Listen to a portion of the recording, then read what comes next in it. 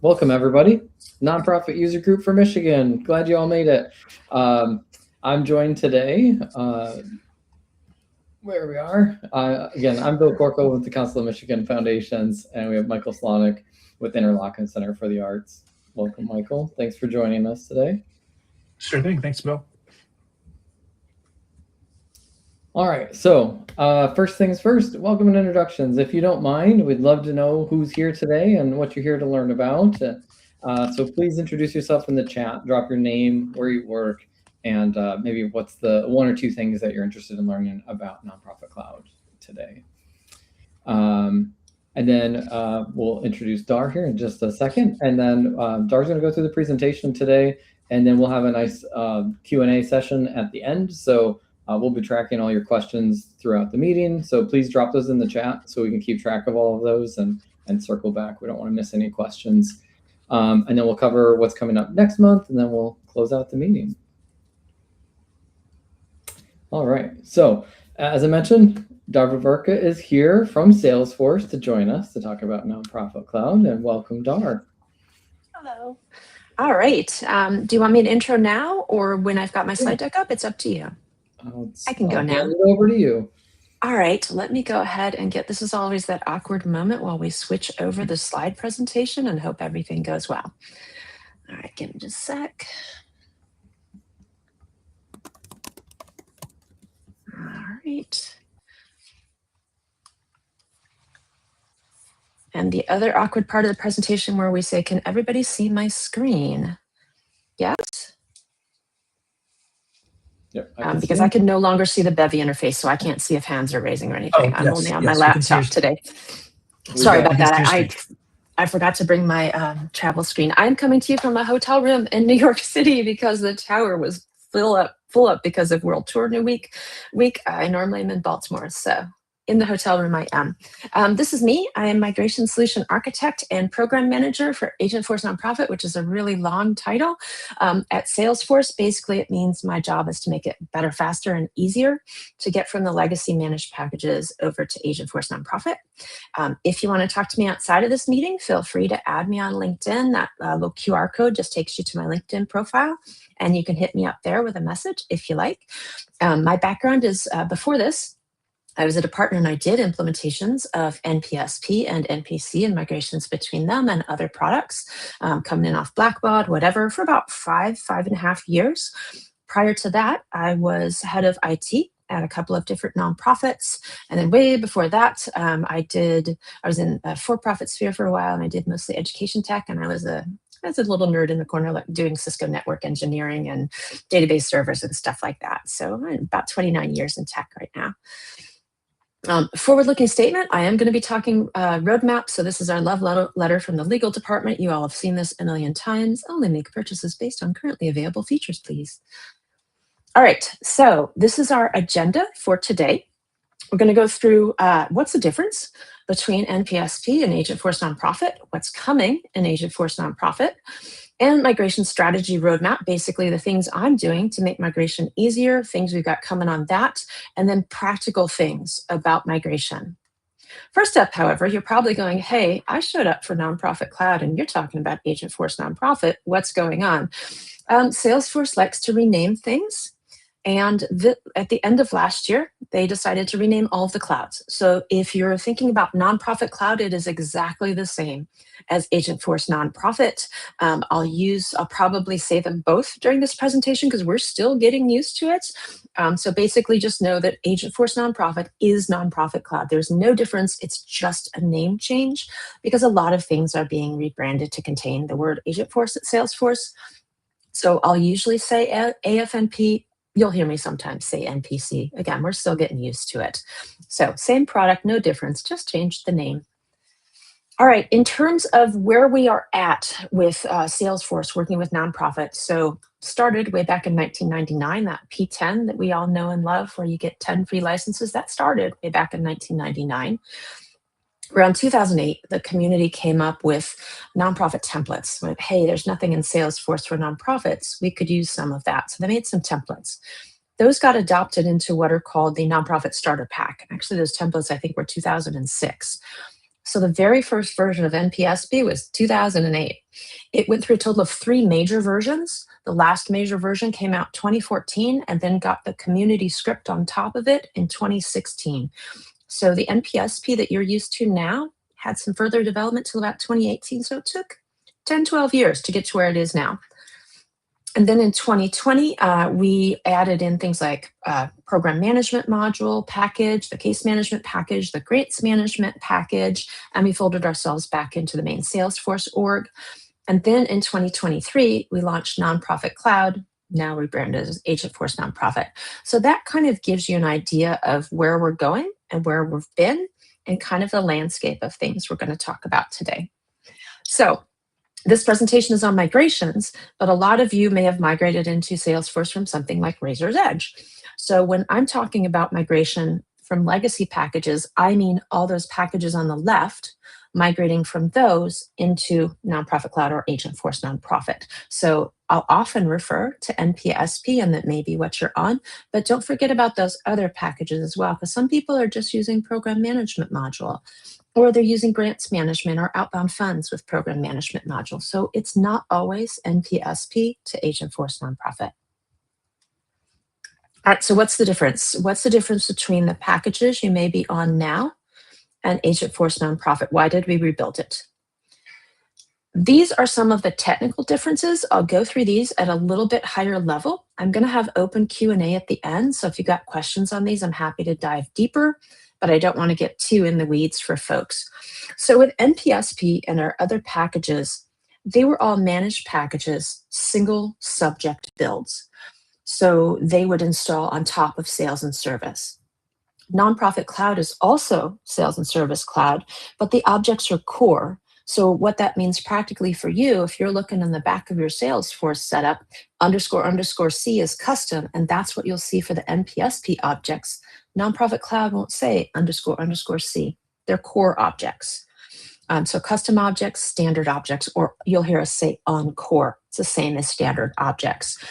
NPSP was originally built for a very small section of US only fundraising. So that was actually its original focus and what it had as its core. I don't know how many of you are tech directors as opposed to just Salesforce, but you probably know the truism that whatever a product started life as, it really can never ditch that. That's why, for instance, Google Workspace is kind of awkward for Google Drive with sharing among a company and trying to control that, because it was originally built for personal productivity, and Microsoft does company-wide sharing and company features better than personal features because it was originally built for companies. That's true of our managed packages. They were single focus, built for certain segments of the market, and it's really hard to get away from that. In them, they don't scale as well as they should because they were originally built for small use cases. Agentforce Nonprofit or Nonprofit Cloud, on the other hand, takes a bunch of different feature sets, and we'll look at that in a minute. And we tried to, when we rebuilt it, we can't build for absolutely everyone, but we had to not rebuild for just that small segment of the US market. That's not fair, particularly to international nonprofits. So we had to rebuild from small nonprofits all the way up to big international nonprofits and try and accommodate as much of that as we could. In terms of automation, NPSP uses Apex coding and workflow rules. Workflow rules are now retired, but they're still supported, so you don't have to panic and change all of your workflow rules in NPSP over to Flow. They are still supported, but you can see it's an older technology, older types of automation. Nonprofit Cloud still has Apex code in it. All of Salesforce does, but also looking primarily more at flows and industry common components for automation. We'll talk about industry common components in a minute. In terms of how it's structured, we're going to get a little bit deeper on this, but you probably know that NPSP has the household account model. Nonprofit Cloud uses person accounts with optional households. And then NPSP, one of the big reasons we rebuilt is because NPSP was very standalone in the way it had to be built, and that's true of all the managed packages, versus Nonprofit Cloud being an industry vertical. And I'm going to talk a little bit more on the next slide about what that means. So with our old managed packages, if we wanted to build fundraising, great, we built NPSP. But if education folks wanted fundraising, they had to go build their own package. And they did so. And it wasn't the same as our package, and they had to rebuild it from scratch. For those of you that used to use it, you might remember GEM, the gift entry manager, that kind of failed after a while. It was not the same as what was in NPSP, and that kept happening.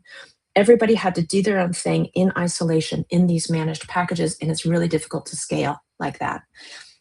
So when we rebuilt for Agentforce Nonprofit, it's what's called an industry cloud. And that may just be a term that you've seen, but you might not really understand what that means.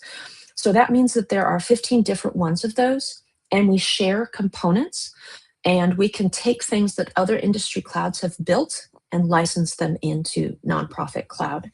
So there's a whole set of industry common components that are built for all the industry clouds, but then we can also steal from other clouds and go, great, we've got extra engineering capacity by stealing from other clouds. And so what does that look like in practicality? Industry common components are built for every industry cloud. You don't need to absorb this whole list of them, but this just gives you a sample. Agentforce Nonprofit is like a giant buffet. You don't have to use all of these things, but they're all there, and they're built for all industries. So you can pick and choose of the pieces that you want to use. And we can add in more of them as they're built. And again, you just take the ones you want, ignore the ones you don't want. Maybe you'll want them in the future. But it gives us all this extra functionality that there is no way that nonprofit engineers in our section could possibly build all of this by ourselves. It also means that we get to take entire feature sets. So we've got our main feature sets like fundraising and grant making, but those are used by other clouds. So Education Cloud said, oh, we need fundraising, just like in the managed package states. We're going to take what you've built for Nonprofit Cloud, and we're going to put that in Education Cloud and just move the SKU over, and we've got it. And Education Cloud said, hey, we need really in-depth complex gift planning, estate planning, all that kind of things, and we need a data model for that. We're going to build that. And they built it, and we went, great, we like that too. We're just going to take that from you and license that into our Nonprofit Cloud. So we're sharing it. And these are just a couple of screenshots where we've got the complex gift on the left that's going all the way into like those long-term bequests, estate planning, all that. And then on the right, Education Cloud also built philanthropic research for deep dive research. And we just went ahead and grabbed that SKU straight off of them. So industry clouds aren't just saying, oh, great, you're an industry, you're nonprofits, or education. It means behind the scenes, we get all of those industry common components, and we get to borrow from other industry clouds and license that into our product without having to have our engineers do it. So that means we get to build more things that are specific to nonprofits while borrowing from the other clouds who might have made something that is of interest to nonprofits. And we've done that repeatedly, and you've probably seen things. If you do program management, you might have seen the whole provider referral network that's now available in Nonprofit Cloud, that whole structure for doing that. Health Cloud built it. We just went over and stole it from them. All right, data model changes. And also for the moderators, am I going too fast? Just fast enough? Do you guys want me to slow down at all? No, I think you're good. Okay, because I can't no see. Questions in the, no questions in the chat either. So, okay, good. I couldn't see if yeah, anyone was saying slow down or anything because I can't see the chat while I'm presenting. All right, I'll keep going then. Data model changes are probably the biggest questions that folks have between the legacy packages like NPSP or Program Management Module, what I call PMM, and Agentforce Nonprofit or NPC. So I've got a couple slides just to kind of take you at a high level so it's easier to understand.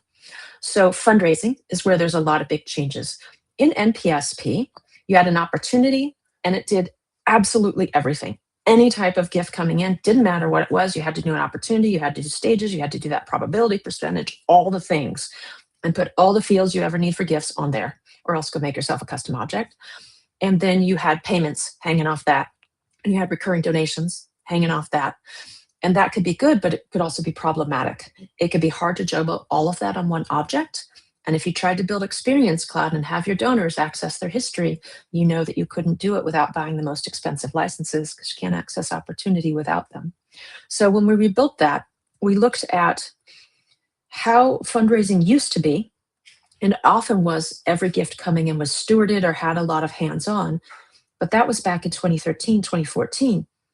These days, that still occurs with your major donors, but a lot of your gifts for most nonprofits are coming in off of just fundraising donation platforms. You don't know anything about the donor other than they just gave you $10. So we had to think about how we could do more modern fundraising with our data model. And to that end, we have what you see on the screen. So there's three sort of major types of gifts you often get in. So that major gift or grant, that doesn't change a lot from NPSP. You still have the opportunity, you still do your stages and your stewardship all along that. Then once the donor commits to giving you, you do your gift commitment, and when they pay you, you have a gift transaction. Kind of like you had an opportunity and a payment. Similar, we just have the gift commitment in there. For recurring gift, again, similar to NPSP. In NPSP, you had your recurring donations. In Nonprofit Cloud, we have our gift commitment, a recurring gift commitment. We're going to give you $10 every month, $25 every month until my credit card expires. So you have your gift commitment and then your gift transactions, which are like your payments that go against that recurring gift. And then in your simplest form, you have those folks that go onto your donation page and they give you a one-time gift because it's somebody's birthday. So they gave you one-time a gift of $10, $25, $50. You don't have to do an opportunity and then a payment and all of that overhead. You just do a gift transaction. So everything really builds off a gift transaction. All your dollars coming in for donations, they're all going to have a gift transaction. They're either going to be a straight, we gave you a one-time gift, a recurring donation like an NPSP, or a stewarded opportunity like an NPSP. So it sounds like there's a lot of complex changes. And of course, there's other objects tied to this. Gift tributes now have their own object instead of just being random custom fields on opportunity. Soft credits, of course, have an object. All of that's still there. But these are kind of the core objects in fundraising and how they've changed. All right, person accounts. We all learned with NPSP that person accounts were bad. And back in the day, they weren't that great. They've been around since 2009. But the reason we said never ever use them with NPSP and you shouldn't use them is simply because they don't work with NPSP. At the core of Salesforce, you have to solve the problem of every contact needs to belong to an account. And so NPSP solved that by using the household model. Everybody goes into a household, whether you want them to or not, as the recommended model. That clashes with person accounts, and that's why we've said for years, don't use person accounts. It's because it clashed with NPSP. They've improved a lot over the years, and there are tens of thousands of Salesforce customers using them. What they are at their core is they solve that same problem of every contact needs to have an account by making that a bonded one-to-one relationship. So you've still got your contact there, but you look at it from the account view. And what this opens up, we'll talk about in the next couple of slides, is you don't have to use households if you don't want to. You can, but you don't have to, or you could mix it. So your contact is still there, and I think of it as the back end of the person account because you're looking at the front end from an account view. If you're thinking about, well, what does that mean for my data if I'm moving from NPSP? It's pretty straightforward. Everything that's on the contact still moves over to contact. It's on the back half of that person account and it surfaces up to the account view. Everything that's about organizations, groups, households that's on account goes right over to the account object. So it's pretty straightforward to get it over there. There's more technical detail on this slide, but I'm not going to dive that deep into it. You'll have the deck as a PDF after, so if you want to kind of look through the details, you can. Other things about relationships and households. I've got a couple slides on this because this tends to be a little bit where people get bogged down. So households were an account record type in NPSP. They're also an account record type, and this actually shouldn't say business account record type. It should say account record type. So that didn't change. It's still an account record type. But there is an extension object hanging off account called party relationship group that signifies that account is a household. In practical day-to-day terms, you don't have to look at that object. You can hide it, and we do for most things. You have to know about it for reporting and when households are being generated, but you can actually generate it behind the scenes, and the wizard does. So you don't have to have people go look at party relationship group. Know that your household is still an account. There's a little object hanging out the side saying it's a household, and you still have people in your household. But again, you don't have to use households. You could choose to do all households, just like you do in NPSP, if that's important for your nonprofit. If you do programs, you need to track people by household, great, still do that. If you only want some of your people in households, for instance, your high donors, you would like to track them by households and how their related people in their household might be giving. But for all of your one-time, your recurring, they came to us off of our Fundraise Up platform. We don't know anything else about them. You don't have to put those folks in households. And it could be that households don't matter to you at all. We actually have a number of nonprofits where they don't want to household people. They want to know the relationships, but they don't want to manage them as a household. You could skip households altogether. You can do any of the above. We tried to make it more flexible. In terms of relationships, this chart is actually off of the Nonprofit Cloud Best Practices group, which is a group I've participated in for 3 years. I'm going to give you that as a resource later on. But this is just a nice chart that helps you understand how the relationship objects are different between NPSP and Nonprofit Cloud or Agentforce Nonprofit. There's a whole series of these charts on that site to help you translate between what is it in program management module versus what's in Nonprofit Cloud. So this is one of those charts just to kind of help you understand how those objects are different. I'm going to go more into the relationship objects on the next slide. And again, you'll have this deck so you can look back at them. So if you want to go back to any slides, you can. Party relationship group, I already talked about. The relationship objects are still substantially the same. They're just named different. So in NPSP, you used affiliations to associate people to organizations or groups. In Agentforce Nonprofit, you use account contact relationship because remember, even though we're using person accounts, there's a contact on the back of that, and you connect people by connecting the back contact end. So you also use an account contact relationship to connect a person to their household. You could use the constituent role object, I'm not going to get into that one, to substitute for affiliations, or you could use ACR. There's some design choices there based on what you need to track. We're not going to discuss that here. I'm happy to discuss in the questions afterwards, but I don't want to get too in the weeds now. Contact-to-contact relationship is pretty much the same as the relationship object in NPSP. Got a few new fields, but it's for relating people to people, sibling to sibling relationship, grandparent to grandchild. That's this object, the same as the relationship object was in NPSP. And then party role relationship is like if you took that role relationship field on relationships and blew it out into an object. This just defines what those relationships are. It defines sibling-sibling. It defines partner-partner or husband-wife or wife-husband. And there's just an object for that instead of a pick list field. So a lot of this corresponds to NPSP, and you just have to learn the different object names and how they show up a bit different. So some householding has changed, particularly actually around the householding, but a lot of the relationship stuff is still there. It's just on differently named objects. All right, you're going to get a little bit of roadmap preview. We just redid the roadmap 3 days ago to add in next spring, and hopefully I remember all the things that are on here. So in terms of NPSP versus Agentforce Nonprofit, what we haven't been good at saying is, and putting it out there so people understand it, NPSP went end of innovation in March 2023. We stopped development on it and all the legacy packages in March 2023. So there aren't new features coming for that. So I can't show you what's on the roadmap for that because there isn't any roadmap for that. So all innovation and all new features are in Nonprofit Cloud or Agentforce Nonprofit. So I'm going to show you Agentforce Nonprofit roadmap. All right. In terms of Agentforce Nonprofit, as I mentioned, we have a lot of feature sets in it. The main ones are fundraising, program management, grant making, outcome management, which we didn't previously have any features for in the old managed package days, and volunteer management. So if you've been assembling all those packages to install, it's now all one system in Agentforce Nonprofit. You don't have to use all of these. You use the ones you want. It's like that smorgasbord of industry common components. You do not have to use all 30 of those. I don't know anyone that does.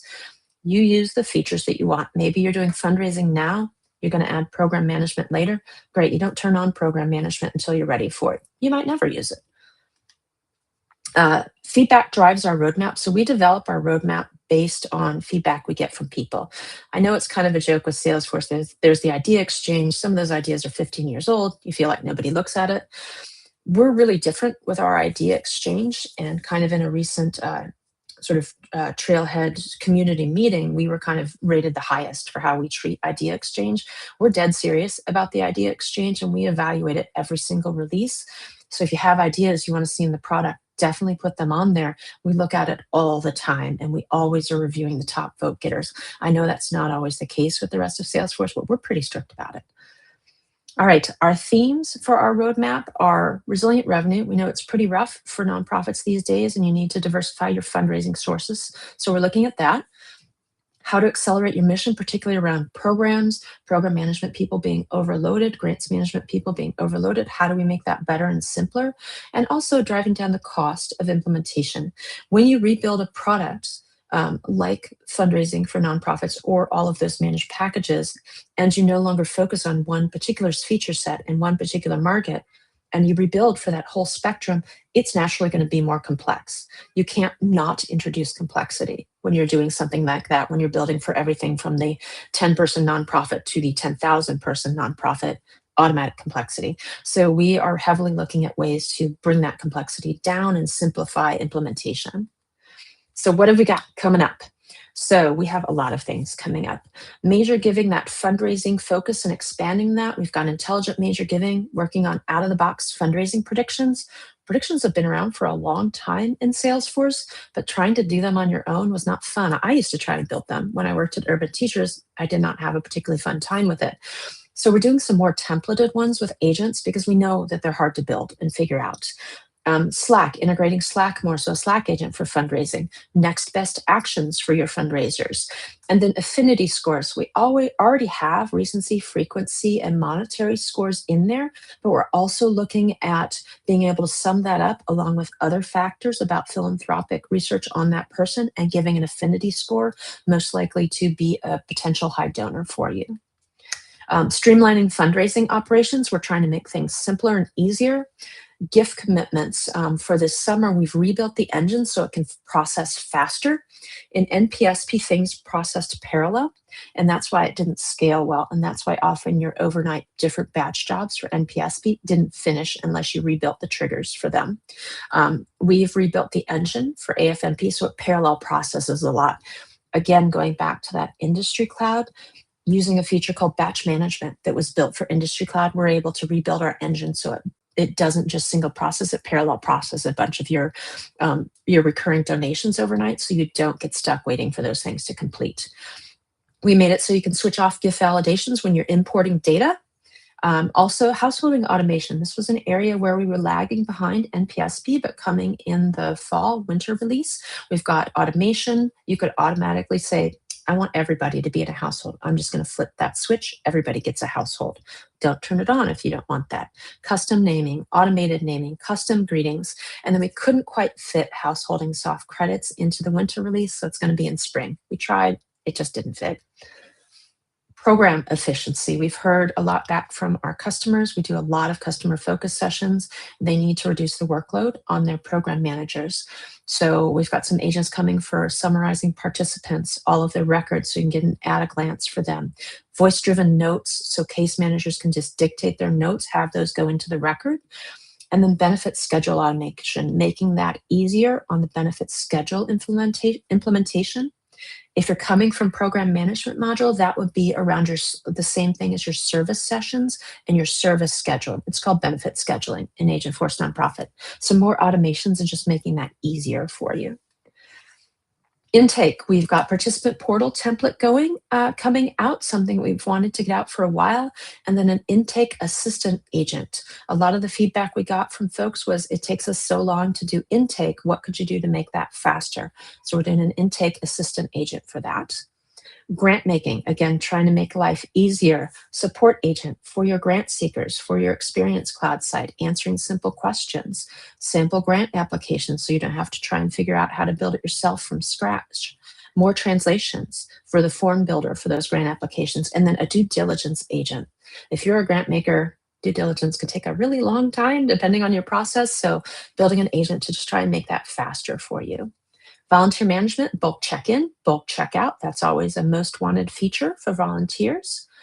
And driving down that cost of setup. Fundraising Go, you might have already seen Salesforce Go in the back of your Salesforce org. We're putting more of our stuff into that so you can do one button clicks to help set some stuff up.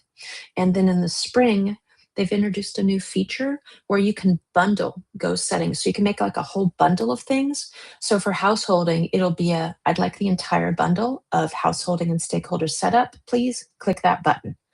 So we're looking at making that simpler. This just kind of summarizes the agents I had on the previous slide, so I won't spend a lot of time on that. Again, you'll get this as a PDF, and this is kind of the one slide view. If that was a lot for you to take in on the previous slides, this is one slide with absolutely everything. All right, so that is our product roadmap, like the actual things we're building into the product, but I'm the migration solution architect, so I have to figure out how do I make migration easier and what does that have to do with our main roadmap? So I have my own roadmap called the Migration Strategy Roadmap, and these are my focus theme areas. Migration readiness, trying to lower that cost and complexity, not just for regular implementations, but migrations. Simplifying that migration path for migrating between orgs, giving you more resources to understand what goes on for migrations. And then, of course, we didn't really have anyone centralized internally before me to sort of deal with all the migration stuff. But as we have more and more customers migrating, we need someone to actually manage all that. So that's my job as well.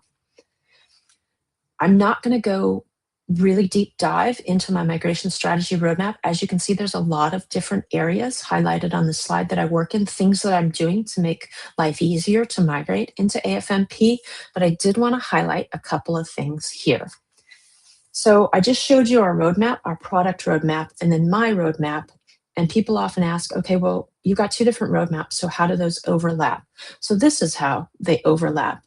Me poking the product people and taking all the feedback from you as customers, from all of our partners, and saying, this is what we have to prioritize to make migration easier, results in these features being added into Agentforce Nonprofit. So these are the practical ways that your feedback saying, we need you to do this to make migrations better, actually ends up in our product.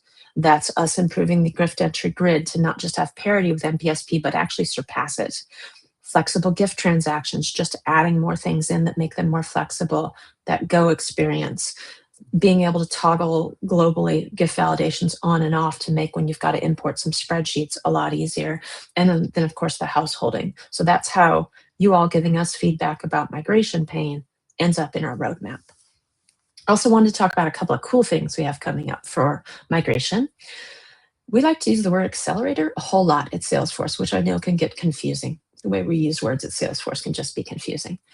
What these are, if you are on NPSP now, there's actually an accelerator that runs on top of NPSP when it's installed. So NPSP itself as a package does not have the opportunity record types that you're used to. It does not have the settings set up like you're used to, that default household naming convention. None of that is actually in the package. It's an accelerator script that runs on top of the package that when we were deploying it to customers, we'd always run afterwards.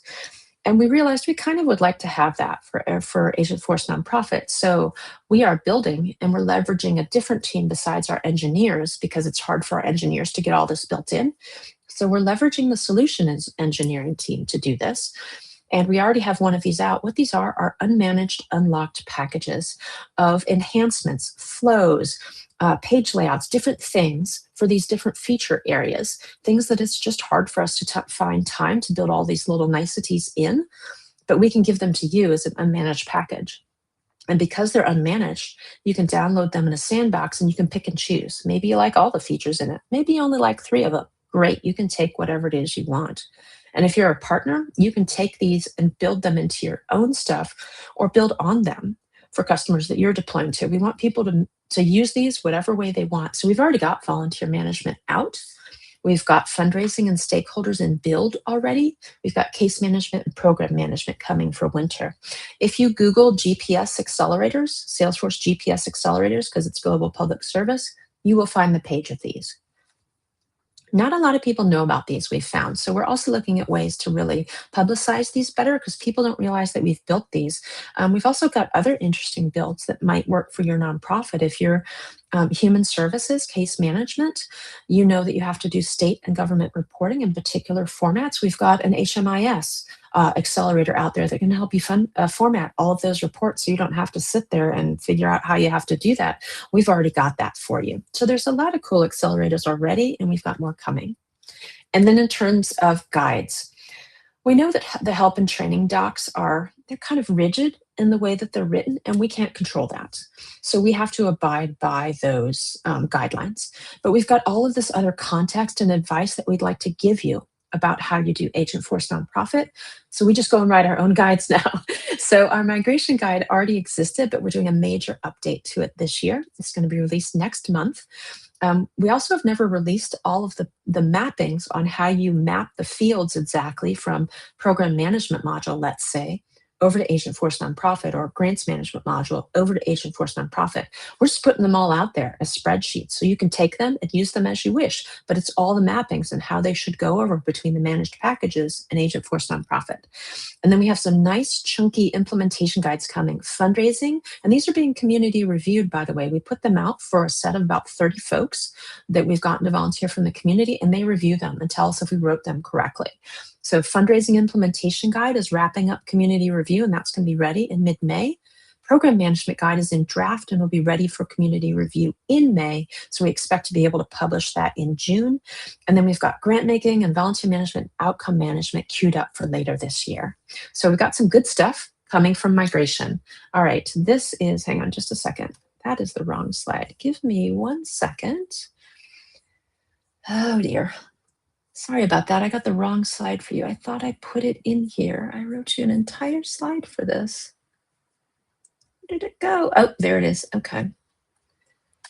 All right. That will go a little bit later. Sorry about that. Well, I've been juggling 6 different presentations this week, so just stuck the wrong slide in one of them. And I'm hoping you'll have questions for me at the end, because I know it's me talking a lot. All right, so I gave you what's the difference between the products, what's coming in Agent Force Nonprofit Roadmap, what does the migration strategy effort that we're doing look like? So now it's okay, that's great. I might be interested in migrating, or maybe I'm not sure about migrating, and I've got some questions about that. So what does this mean practically for you? Do you have to migrate? Migrate when it's right for you, your organization, and your time. I mentioned that all of the managed packages went end of innovation in March 2023. You can guess that the next step is going to be end of support. We don't have a date for end of support. We get asked that all the time. No, there's not a date for that yet. When we do announce end of support, it's going to give you like a 5 to 7 year timeline. We're not going to say, oh, end of support is tomorrow, next year.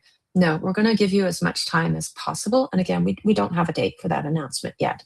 So don't panic. The products are end of innovation. That's a consideration for you, but they are still supported. How do you know when your migration is right for you? There's some pre-work you should do. So think about your business value. Why do you want to migrate? Is it because you need the features we now have in Agent Force Nonprofit? You're a little bit panicked about staying on a product that no longer has innovation. You like our agents.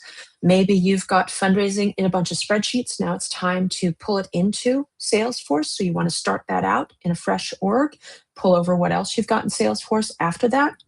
Whatever your reason is, figure out your why and keep that as your North Star when you're thinking about migration. You also need change management. If you take Salesforce out of the picture, take Agent Force Nonprofit out of the picture, this is a tech project. So you need to do standard tech project change management for this. Figure out who the buy-in is. It's not just your tech team, depending on the size of your nonprofit going, and your tech team might just be you. It's not just you or your tech team going, hey, we'd like to migrate. Who else has to get the buy-in on your migration? Is it your leadership? It might be your board. You need to make sure you've also got that internal capacity. What's your budget like for this? Do you need to go out and get quotes and see what your budget will be? Remember, there's a lot more tools coming out all the time to make this cheaper and faster. And also staff time. This is not, as with any major tech project, you don't just hand it to consultants or a partner and say, that's nice, see you in 4 months. Please do that for us. You need to participate in it. You want them to build Agent Force Nonprofit in a way that works for you, because there is so much in the product and it can be built so many different ways. You want it built for you and for your org. So you need to participate in that. You need to make sure you have your staff available to help with deciphering the data. What do you want to keep? What do you not want to keep? We'll get into that on the next slide. Make sure you're available to do the testing, all of that. And then when you're migration ready, pick a partner. There are about 4 dozen or more partners that have done migrations. We have several hundred migrations already done. There's about 7,100, so a little over 7,000 organizations on Agent Force Nonprofit already, with probably 500 to 600 migrations at this point coming from the managed packages. So there's a lot of partners that have done this. My advice is don't try and go it alone. I would also give you that same advice if you were implementing NPSP. Don't try and do it by yourself. There are a lot of experienced people out there, whether that's a solo consultancy or a big SI partner, your choice. Make sure that they are able to give you a roadmap. They're able to correctly assess your org, that they're aligned with your values and how you want to do this project, and make sure they understand your needs for change management and that they're able to guide you on that migration.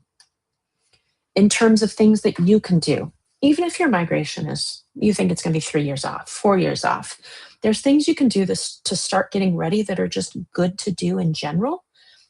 And that is get to know your stuff better. So data assessment, we've all got those fields, email field 10. Why did we put that in there? Who knows? Someone put it in 10 years ago.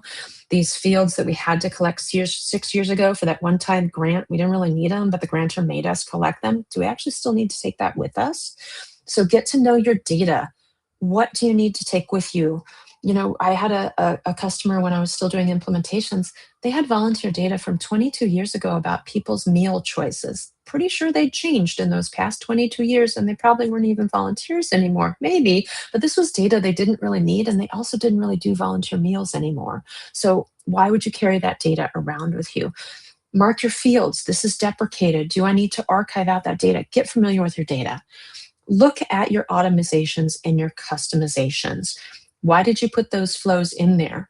You probably have flows running that you either don't need anymore or just didn't even realize they were still running. I found that was pretty common, both in orgs when I've been the head of IT, but also in working with customers. So know what's going on in the back end of your org. Figure it out. Take the time to document it, because when you partner with someone for migration, with a partner, they're going to need to know all of this information. So if you already know that, that's going to be time and money saved for you. And also, it's just really good to know this about your org and understand what's going on and evaluate your workflows. If you've been using NPSP for 12 years, probably the way you customized it is not the way you do business today. That's the number one thing I see when people ask me to talk to them about their org and their migration, is their org was built for how they used to do business, and it's not built for how they do business now. And they've kind of either customized themselves into a corner, or they have this massive backlog of stuff they need to do because their org doesn't work for how they do business now. So evaluate your workflow. What could you do better? Don't think about, oh, we need to move this over exactly as it is, because maybe you've warped your business process just due to how your Salesforce org was built. Think about how you want it to work. That isn't necessarily how it works today. It could be, but it might not be. And then also look at your integrations. We've all got those dead managed packages installed 6 years ago that we don't use anymore, and we're not even sure why it's in there or what it does. Look at those integrations. Are you not happy with your donation platform or your event platform? Hey, great. If you're doing a migration, now's the time to think about switching that. Basically, use migration as an opportunity to reimagine, optimize, document your business processes. And like I said, do this in advance. You can start on this. It might be a long-term project for you, and your migration might be 3 or 4 years off. Get started on it now, and whenever you can spare the time, it's only going to help you to know what's in your org. In terms of what does a migration look like, your migration might not look like someone else's migration that has done a migration. These are the main types I see when I'm working with orgs. There's the all-in-one. You're going to move everything over. Often this is because you only have one thing going on in Salesforce. You're using NPSP for fundraising and stakeholder management and nothing else. You'd be doing an all-in-one migration. As you get more complex, you got more things going on over there. You're going to be looking probably more at a phased or split org. This also depends on how integrated your data is. So phased migration is actually becoming more popular in terms of what we're seeing. And that's where maybe you've got programs and fundraising in Salesforce, and you want to move all that to Agentforce Nonprofit, but you need to move that in phases. Your fundraising team is easier to clean up, easier to do, and they're ready to go. You move them first. Program management needs a little bit more time, some more change management, some more data cleanup. They move over second. Depending on how long your time frame is, you might need a data connector between those if those data sets are related as you're phasing, but they could be two totally separate sets of data, and you're fine phasing them over one at a time. The one I see less of is a split org. That's where you've got, actually just saw this the other day, their fundraising is totally ready to go. They want to get into Agentforce Nonprofit now, and they're considering a split org migration where they move fundraising over this year. They're programs have a whole lot of mess to clean up. They're still integrating some folks. There's a lot of disagreement about how they want to build things. They've got 12 different programs. None of them have unified applications. It's a lot more cleanup they need to do. They don't think they're going to be ready with programs for 2 years. So they are doing it as two completely separate projects, and the data is not related. So they might need a data connector between them as they get more into the data, but they think it's going to be flat out split orgs, migrate fundraising now. They'll get around to programs in a couple years. So these are kind of the things that I see. So your migration, if you're planning it, maybe doesn't look like another person's migration. Definitely talk to people that have done migrations, but just be aware it might not be the same scenario for you. Partners have all sorts of things going on about migrations. This is a generalized slide that shows you just kind of the general things I'm seeing from partners. Some have AI assisted tools. Some have entire feature packages around fundraising ready to go. Some have repositories of pre-built components that they've done with different migrations they can pick and choose from. Some will give you, an assessment, all different things. If you're working with a partner or your partner shopping, ask them what they've got. Whole range out there.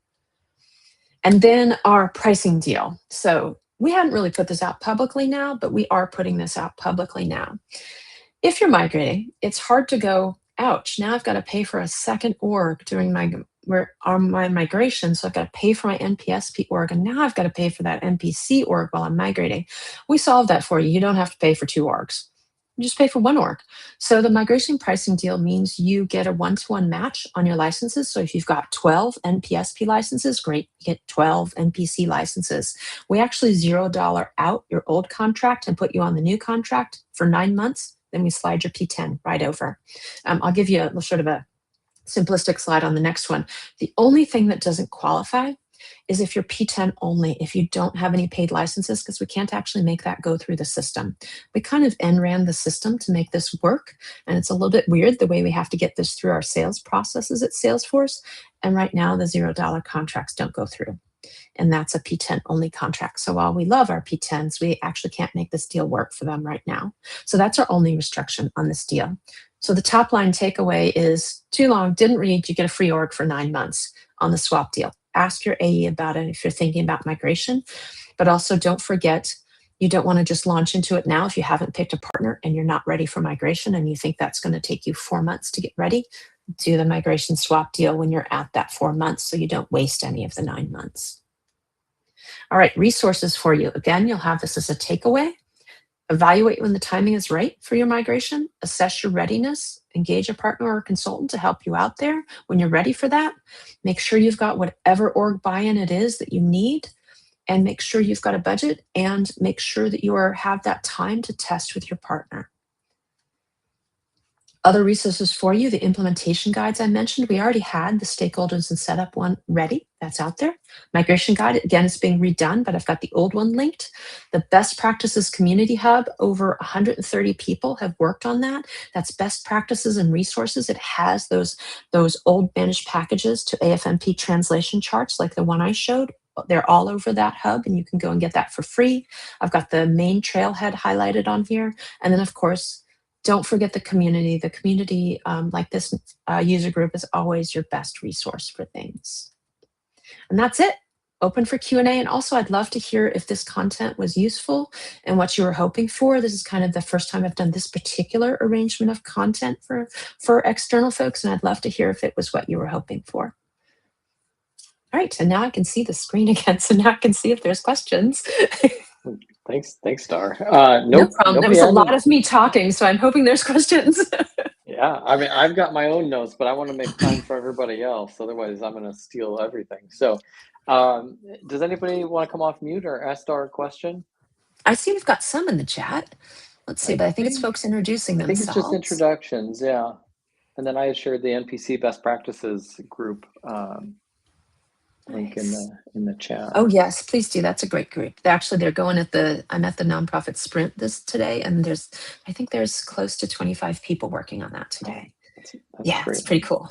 Yeah, and then also just a note, Bill is from Calvin University, and he mentioned the education version of this. And so again, I think all of just so everybody who does work in education and nonprofit, it's the same. Yeah, Michael. Yeah, you know, It's going to be the very similar. the industry borrowing thing. You know, like you used to not be able to have the education components and NPSP in your same org. Exactly. Now with the industry being able to unlock those components, you can use the same components across education or Yeah. So nonprofit.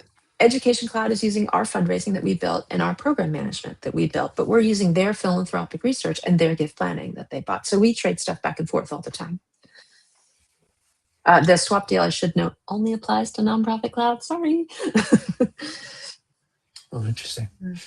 Yeah. So donations do roll up to the household. There's an automation engine in Agentforce Nonprofit called Data Processing Engine. It's an industry common component. So instead of doing the customized roll up with the trigger-driven framework in Apex that's in NPSP, we use DPE. I mean, if you really like DLRS, you can also use DLRS if you want, depending on how large your org is, but it can be hard to scale too. DPEs do roll-ups to the household level as well. That party relationship group object that I mentioned, that tells the DP engine to do the roll-ups to the household on that account. But yes, they are there. Awesome. I did have a semi-related question to, you mentioned there was donor scoring or, you know. Yeah, it's called recency, frequency, and monetary, otherwise known as RFM scoring. It's a popular term in donation management. And you can do weighted scoring. So you would want to look at, from the roll-ups, total giving for last year, or you could put in there what was their best gift, their highest gift. You determine what of those roll-up fields constitute your score. And how much do you want to weight those fields? Total giving gets 80%, largest gets 20%, whatever you want that to be. You could also make it very simple. So you don't have to make it complex. So you can go for very simple formulas, or you could make it a much more complex formula. And then on the intelligent fundraising, what we are looking at for the spring is to also have those propensity to give, those affinity scores. So looking at, you could bring in the RFM scores if you wish, but you could also use other aspects of your philanthropic research that you've done on that person to produce an affinity most likely to give you a big donation type score. Like, is this a good major donor prospect for us? Versus the recency, frequency, and monetary based generally on their past history with you, with your org. How much have they given? So those factors might go into their affinity score, but they also can be two separate things. It depends on how you wish to use them. Again, with Agentforce Nonprofit, you don't have to use either one. Use them if they're useful for you. How does that work with those that are like seeking grants, not like specific, you know, not chasing a specific donor, but an organization for like a grant? Can those same components be used to evaluate a donor as like an organization or, you know, foundation? Yeah, they could be versus granting? people or foundations. It could be the Yeah. philanthropic research objects could be for either a person or an organization. Because yeah, sometimes you're going after the Gates Foundation as opposed to an individual. Yeah, great. Again, thank you for answering that, because I was curious, you know, we're talking donors, but that can look like a lot of different things to different orgs. Yeah. And Jeremy, it's totally okay if you can't come off mic. I'm assuming this requires activating Agentforce in the org. Yes, it does. All the agents do require Agentforce. If you want to play with Agentforce, every development org now has Data Cloud and Agentforce. So your good old dev orgs, if you go and get one these days, it's got Agentforce in it, so you can play with it and see what it does. It's also foundations you can turn on for free. I also found a fun tool that one of our SEs built. So you all will be the first people to get this. Give me 1 second. One of our SEs just built a cost management tool for Agentforce. Let me go find that for you. I haven't tested it. It's on GitHub, but it looks pretty cool. That was also one of my questions. Was there an added cost component to all of the agent use? Yes, agents on anything, not just Salesforce. If it's Claude, whatever, you get certain amount free, and then you got to pay. Salesforce is the same way. We've started bundling things so that they're all flex credit. I have to say our model was terribly confusing and kind of horrible. So it's no longer data service credits and then Agentforce flex credits. It's all just flex credits now as of March 1st. So if you've got an older SKU with data service credits, it's all being turned into flex credits. And so foundations, I believe foundations has already been converted. So instead of just giving you like 250,000 data service credits and 100,000 Agentforce Flex credits, it's all just one bucket of 350K Flex credits now. This is a cool tool that I'm putting in the chat. One of our SEs literally just built this week. I haven't had a chance to test it, but it's an Agentforce cost gateway for monitoring your costs with Agentforce. It's an open source that he just built and tossed out on GitHub. So I thought I'd toss it in here. I thought it was pretty cool. I haven't had a chance to test drive it. He would love feedback on it. So if you're worried about Agentforce costs, check out that tool. But yes, for agents, you do need to activate Agentforce. Our SEs build some kind of cool things. That's why we're using them to build the accelerators. They build really interesting stuff. And then it never sees the light of day outside of a demo. So we thought, hey, why don't we start putting these out there? Because they build really neat things. Yeah, that seems like a really helpful tool, because I know that is one of the confusing things to figure out. What licenses do I need? What credits do I need? What do I need to turn on in my org? That's why things keep getting simpler at Salesforce, because we got a lot of feedback. Like, I don't work on the pricing, but I know Salesforce got a lot of feedback that the pricing was terribly confusing. And I would agree with that. And was the I'm sorry if I missed it. Was the accelerators link? Was that in your list? Oh, I'm so sorry. I forgot to put that in there, and I should have. Because I think, no, no worries. I was just going to say, I think that is also. I think it's great to see that your team is working on those kind of things, because I know implementations can be a little challenging for some work. So just to have some of those easy ways to adopt. Yep. So this link is that I'm going to put in. That's all of them. They're newer, so I just hadn't put the link in there. I'm just juggling too much stuff on a single screen here. There's that one, and you'll see the volunteer management is way down at the bottom because they're in alphabetical order. You actually, if you click on, you know what, click on the All Accelerators link at the top. That's actually a better link. Let me put that one in. And volunteer management is way down in the corner. But you can also see like the HMIS one I was talking about. I think one of our APAC folks, Australia Pacific, Asian countries, they just made a really cool K10 scale one where if you work with mental health, particularly in the EMEA or the APAC region, the K10 scale is very well known. So one of their SEs just built an assessment around the K10 questionnaire. That's pretty cool. I don't know if that one's been posted yet, but she just finished developing that one. It kind of gives us a little bit more freedom to build interesting things that, it would take a really long time to get them into the product. And then you'll also see on that same page that some of the community-built community sprint products are also listed on that page. So we like to publicize those as well. So like Salesforce indicators, DLRS, all those are also listed on that page. Handy little page to have. Yeah, thank you for sharing that. I would agree. I think it's neat to see people collaborating and sharing some of that pre-configuration, so you don't have to build it 1,000 times, across the same country. One of the things that folks will see in the stakeholder management accelerator is, so it's kind of an interesting full circle. Myself and a couple other partners built ScreenFlows because we didn't like the household ScreenFlow and Agentforce nonprofit either. We built our own versions, and then we contributed them to the Nonprofit Cloud Best Practices group. And then folks in that group went, let's package these up and clean these up a little bit. And we made a package like 1.5 years ago of them. And then one of our architects at Salesforce went, I like that package, but I could do better. So she grabbed that package and built a better interface out of it, a better flow. And that's now going to be in our stakeholder accelerator. So it's just kind of interesting, like how that all came full scale from like partners donating their stuff and then an architect going and grabbing it. So it's kind of cool the way it ended up being community built. Yeah, that's a really cool scenario, just to have the community come together like that. Yeah. Anybody else have any questions for Dar? Yeah, I do. But go ahead, Michael. Jump in. Curious about what kind of resources there are, if this has even talked about, for partners that maybe are not ready to go person accounts to help with, like, to partners help learn who develop person accounts. Well, or to like to migrate their product to support person accounts. I have a specific one in mind. I don't want to throw them under the bus. No, that's okay. That is a good question. I haven't had that question before. I would. Are you at the partner, or you're at a nonprofit, right? I'm in a nonprofit. Yeah. And so one of our larger managed packages, it's Patron Manager. I'll just tell you. Oh yeah. Has indicated they don't have plans to support person accounts. And so to the extent that that's a huge part of our revenue stream, Yeah. that's a bit of an obstacle.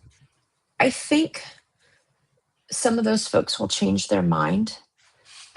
When I started at Salesforce last May, there were 5,300 organizations on Agentforce Nonprofit. As of yesterday, when I looked, there's 7,097 on Agentforce Nonprofit. So that's 7,100 in the 9 months I've been at Salesforce. So that's an additional, 1,800 orgs in 9 months. Mhm. So I think if they want folks to stay on their product, they'll have to. But in terms of resources, generally each ISV has a manager or a contact at Salesforce that they work with. Patron manager. I also know they lost a lot of their staff during the pandemic and had to rehire. So it's Right. possible they simply don't have the bandwidth to do that. I think they'll get there. And I think they'll see, because they're losing out on a lot of education. They're losing out on a lot of nonprofit customers. I think they'll discover that they're losing part of their market if they don't start running person accounts. Yeah, Because there's and also, they did just get a big influx of capital and move to yeah, I think that'll So, help them like- resource it better. yeah. Because Yeah. even outside of Agentforce Nonprofit, Nimble AMS, very popular member management AMS, really nice one. It's run on person accounts for years. Hmm. So, they're missing out on the Nimble AMS folks as well if they don't want to go person account. Absolutely nothing to do with nonprofit cloud. They're missing out on folks like that. So it's not just nonprofit cloud. If there's 15 industry verticals using it, and then people on sales and service doing things like Nimble AMS using it, I think as they get resourced better, they'll come around. But they also should have a partner manager or someone that they work with at Salesforce who could potentially help them with how to redo that. But for individualized ISPs, I think it might be their own internal resources. I know one of, I won't name it, but there's a very popular donation platform that I talk to their dev all the time about, when you're going to convert to person accounts. They just don't have the bandwidth to do it. They Mhm. would like to, but they literally cannot get to it because they've lost some funding and lost a couple of devs. So they just can't do it right now. They'll eventually get to it, but they just can't do it right now. So, and I check in with them like every 6 months, how's it looking over there? And they're like, I still don't have the people to do it. So I understand it can take the ISVs sometimes a little while to get there. And that goes into your migration planning, what I mentioned about integrations. If you're dependent on a particular integration, also research this, but also give feedback to that partner that you need that, because sometimes the partners don't understand how many people have moved to nonprofit cloud or are in the middle of moving or are doing that. So sometimes they need to see what the market really wants. It's like us, we're heavily influenced by what our customers want. So if we, ironically, the top one on our idea exchange right now is mine. It's one of the ones I put in as a partner. But, that gets a lot of upvotes, and it's about percentages on gift designations, and percentages shouldn't be required. So we're looking at how to add that in because we know that our customers really want that. It's a high voted idea. So partners are the same way. ISV partners, people that make products that go with Salesforce, if their customers give them feedback that, hey, you're not doing what we need, it's like their version of idea exchange. So they also need to hear that people want that. If no one's telling them they want that, they're not going to change. Right. And it could also just be straight resourcing right now. Okay, thanks. I think that I was going to say, just expanding on the person accounts, I think also talking with your partner, like you said, Dar, like doing the discovery and the work with your partner. Again, if you're doing integrations or, you have customizations in your org, again, that switch to person accounts could be a big switch in the architecture or how you've integrated with systems. So, I think that's an important, fairly significant difference between NPSP, where it was no person accounts, stay away from them, to now, fully embraced as part of the solution. And so that's a big discussion and, planning component, at least in my mind. And a couple of points on person accounts. I often get asked, okay, do we have to have person accounts? If you are using fundraising or you ever plan to use fundraising in Agentforce Nonprofit, the answer is yes.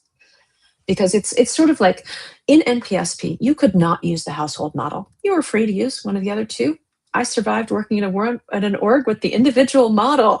So I've actually had to work in an org without the household account model on NPSP. Let me tell you, it was not fun. But you didn't have to use it, but you also didn't get some of the features. You couldn't do customizable roll-ups. You couldn't do several things. You couldn't do some of the reporting. And Agentforce Nonprofit is that same way. We had to solve for that fundamental. Every contact has to have an account in Salesforce. So for fundraising, you could choose not to use person accounts, but you're not going to get most of the functionality. So you really do have to use person accounts with fundraising, the same way you really did have to use household accounts with NPSP, or you missed half the functionality. The same with program management. There is some stuff dependent on person accounts, and program management builds assuming you are using person accounts. I recently asked them, because I got the question, does the participant management agent work with contacts? And they're like, maybe. It wasn't tested with them because we assume person accounts when we're building it. Really, the only area that doesn't is grant making, because there are a lot of family foundations who will never use fundraising. They just straight up have a bequest. And because just some certain scenarios, we did make grant making. There's nothing dependent on person accounts in grant making. But if you're ever going to have any of the other features, case management, program management, fundraising, volunteer management, they do assume the usage of person accounts. And particularly for fundraising and volunteer management, some stuff will not actually work if you're not using it. Yeah, I think just to that's really clarify good. on what that is. Yeah. Yeah, I think that's really good information though, because I've heard it. Oh, you can use person accounts, or you don't have to. I've not. And don't heard mix that them. These. Yeah, I've heard it. Again, just again across the community, I've heard different perspectives, and good to hear it right straight from you. Right, I think you're the best source to hear that from. But I've not heard if you make this choice, you're going to lose X, Y, and Z. Your roll-ups will not work. Gift entry will not work. There are specific things that will not work. I know some folks that implemented early on with programs and didn't go person accounts, and now they're finding some of the features weren't built assuming contacts. They assume person accounts. Again, it's solving that fundamental thing, and that's why person accounts didn't work with NPS, because it is clashing with the solve that was in there for it already. So there is that architecture consideration in there, because you got to solve that fundamental piece at its core. I'll try not to go down too many technical rabbit holes. I can get way in the weeds. Yeah, but I mean, again, I hopefully everybody's taking notes if they're considering, this move. But again, I think it's a really important thing that they have to keep in mind, that you want to make sure you're not led down the wrong path, by somebody who says, "Oh, you can just turn it off," and then don't. 6 months later, you're on it, and you're like, half the stuff doesn't work.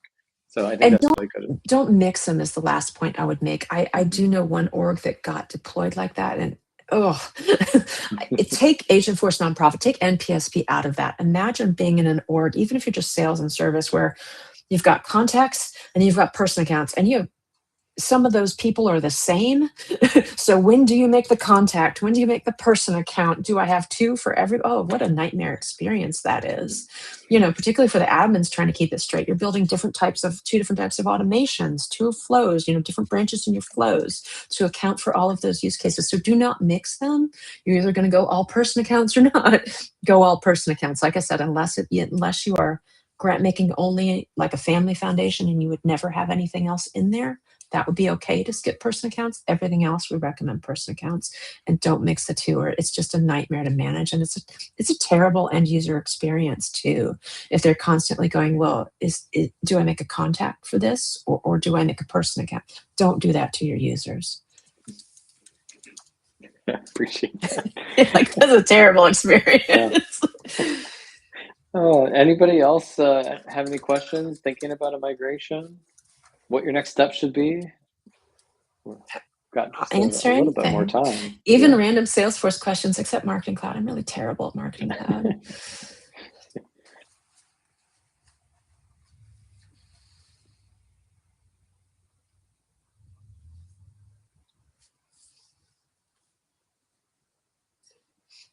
Yeah, quiet folks.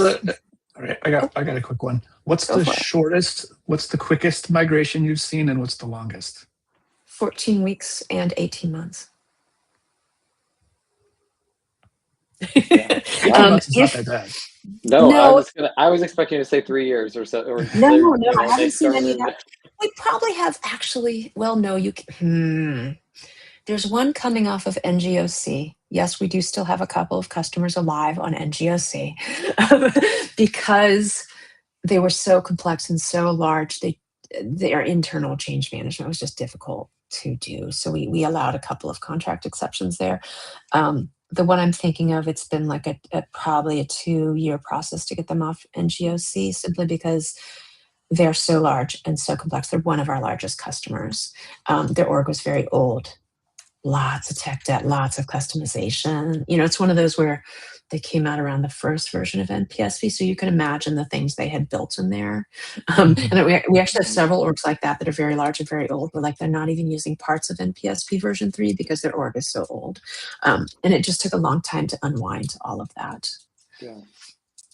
I guess I don't count that one as much because it's coming off NGOC and it's a weird, unique exception. The 14-week ones, there's been a couple of small under 3 months, but those are like very plain usage, very small, mostly what I call P10. They're just using the 10 free licenses. Didn't really have anything customized. That's actually pretty simple.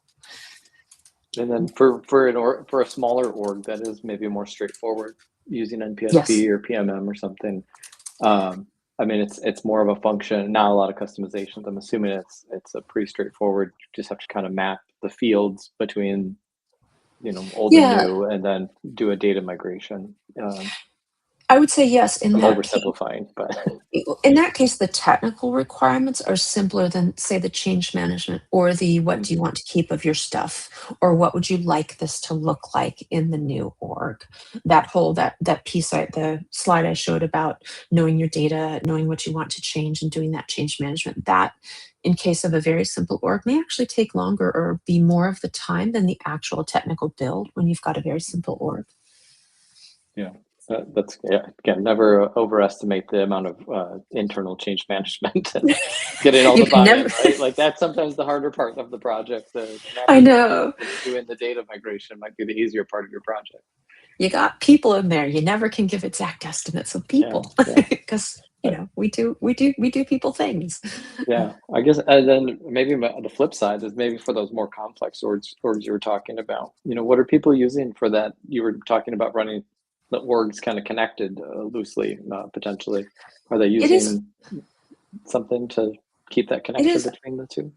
Often Data Cloud. It is sometimes an API build or connecting to Salesforce orgs.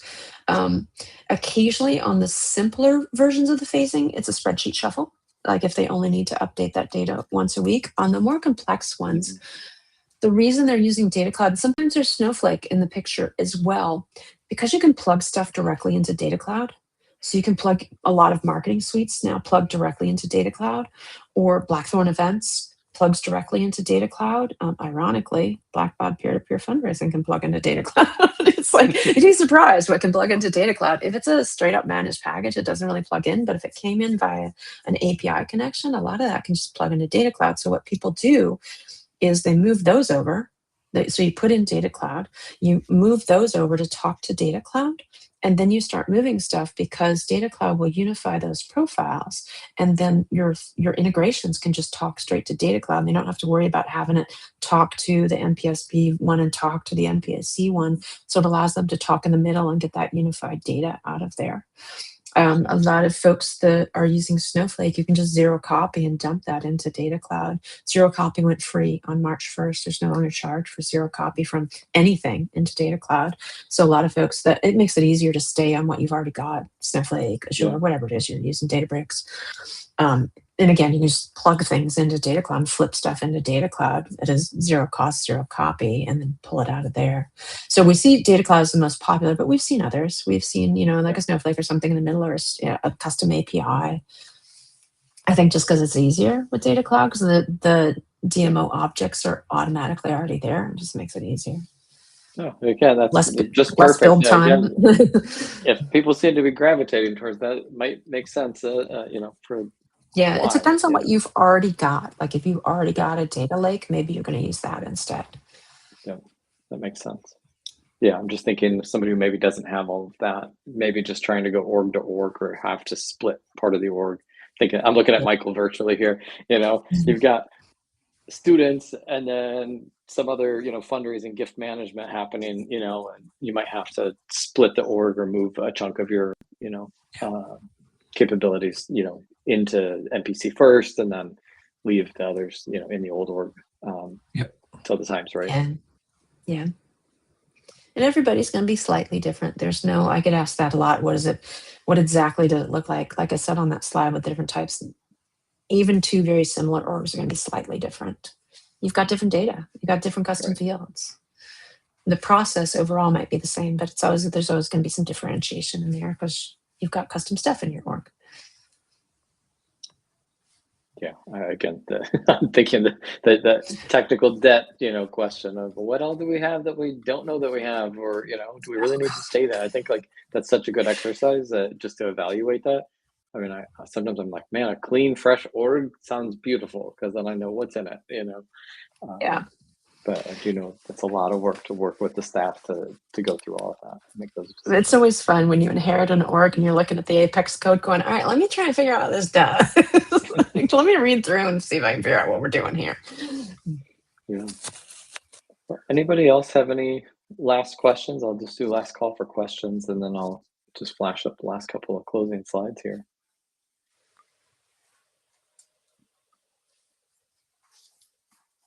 Thank you, Jeremy. Yeah. That was super helpful. Thank you. Yeah. I'm glad it's been helpful. And hopefully Yeah, the very, recording very for helpful. folks that couldn't make it. Yeah. Yeah, we'll definitely make sure we get the resources and the recording out to everybody who didn't show up today. So this is just a reminder for everybody. We do working meetings every other month. So we have a working meeting on May 28th. Registration is open. Links on your screen. Also, you can find us in the Trailblazer community group. The link will be posted there as well. And then we will be scheduling another virtual meeting very soon, and we'll share that information as soon as it's out. Again, if anything else comes up between meetings, you can always just reach out to the whole group out on the Trailblazer community. And with that, that's everything for today. Again, Dar, thank you so much. This was amazing information and just helpful to get caught up to speed on everything that's happening over at Salesforce and with Nonprofit Cloud and Agentforce Nonprofit. There's always a lot going on. I gotta switch my my vocabulary can't keep up more than anything. It's okay. We call it NPC internally all the time. We joke we need a swear jar for it, but we'd be buying each other dinner left and right out of it. Yeah. Well, thank you so much for being here, and everybody have a great afternoon. Take care. Thanks. Thank you.